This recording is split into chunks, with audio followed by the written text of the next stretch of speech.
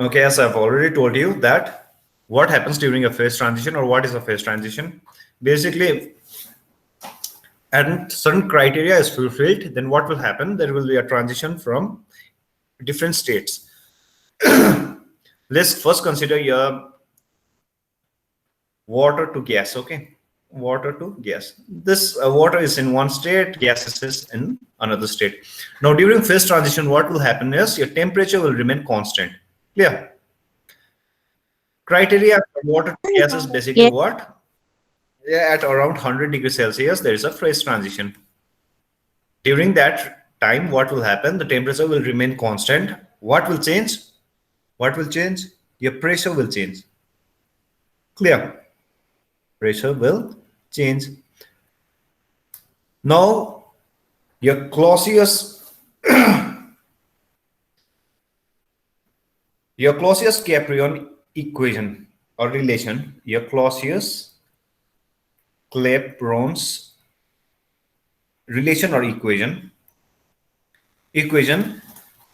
tells you how the pressure changes at this during your phase transition. Okay, and the relation is also extremely simple, which says that your pressure dP by dt is given by L by T V2 minus V1. Clear? Where L is your latent heat. Now we'll come to that. Now this is your basic relationship which will tell you how your pressure changes during your phase transition.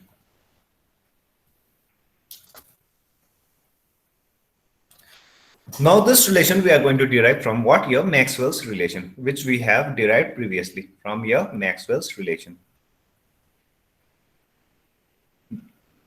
We will derive it, derivation from your Maxwell's equation.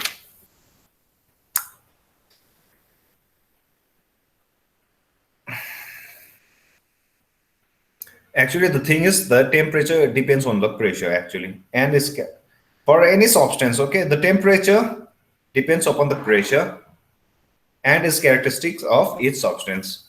Now, for your given your water to gas, what around the critical point here, what will happen? Whenever there is a change of state or whenever there is a phase transition, either from solid to liquid or from liquid to gas, the temperature remains constant, okay, as far as the change take place.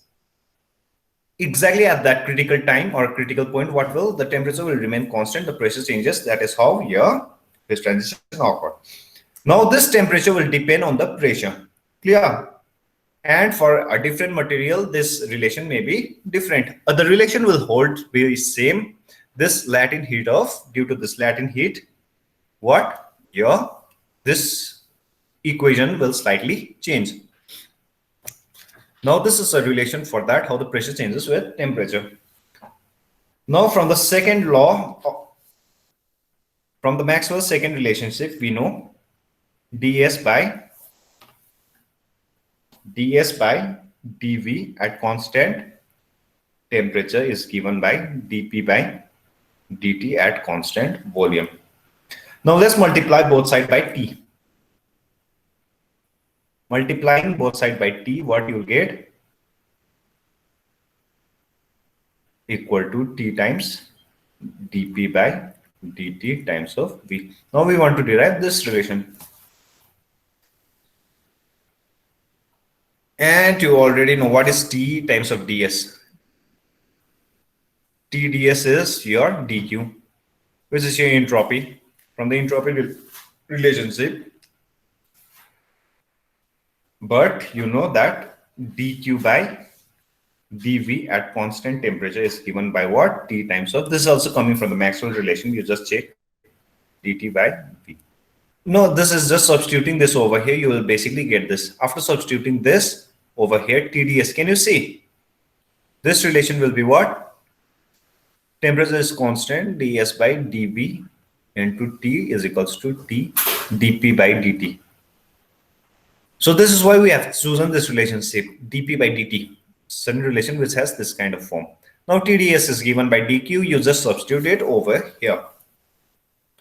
Now we are halfway there. Can you see? dq by dt can be written as this one. dp by dt instant volume can be written as 1 by T of dq by dv. Can you see? Now we are close to that relationship. And this we can write as 1 by T. Now change in volume is from V2 by V1 because del V is the change in volume. The volume changed from V1 to V2. Can I write this? And dq you can write as what? dq as L. This is a latent heat. Now I will tell you why. L divided by V2 minus V1. This is your volume. So finally you are left with dp by dt can be written as 1 by T L of V2 minus V1. Now L is basically the amount of heat required to change the state of a unit mass. L is what? Basically the amount of heat required to change the state of a unit mass substance.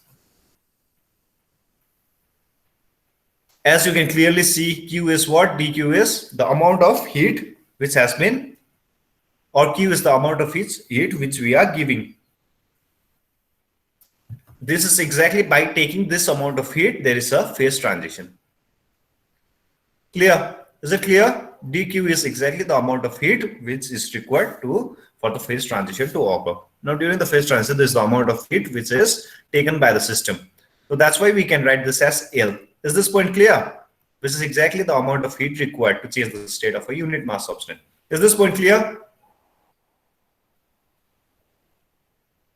Deepika? Yes, sir. Is this point clear? Yes, sir. Why we took dq as L? This, I think dv is straightforward because this is the change in volume, V2 minus V1, that I have already written. And L is exactly the amount of heat which is required for your phase transition to occur. Clear? For a unit mass, sorry. So finally, we are left with this expression. Now dT is basically change in melting point or boiling point due to a pressure dP. dT is basically what? Is the change in melting point or boiling point due to pressure.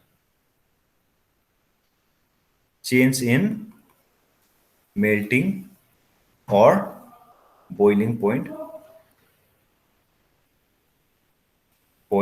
due to change in pressure. Is this point clear? Yes, sir. Because if you have noticed, the water boils at different temperature at hills and in plains. Do you all know that? Because it depends on pressure. Because over here, I think because it's directly proportional to pressure. So that's why what? The water will boil at different temperatures. So that's why we say the water boils at 100 degrees Celsius at 1 atmospheric pressure. Do you all remember this? Yes, sir. Huh? So this is a relation which tells you how the temperature or your melting point or your boiling point changes with respect to your pressure. Is it clear? Yes, sir. So with this, we come to the end of your syllabus. So this was your final topic for your third semester. Now, till now, do you have any problem? If you have any questions, now you can ask. As you can see, the water boils at different temperature depending on the pressure. And now, basically, Clausius, what he did was he gave he gave a relationship between this pressure and temperature, depending on which how your boiling point or your melting point changes. That is basically the relation. I believe now it's clear. Any questions? No. Okay, then I'm going to stop it over here.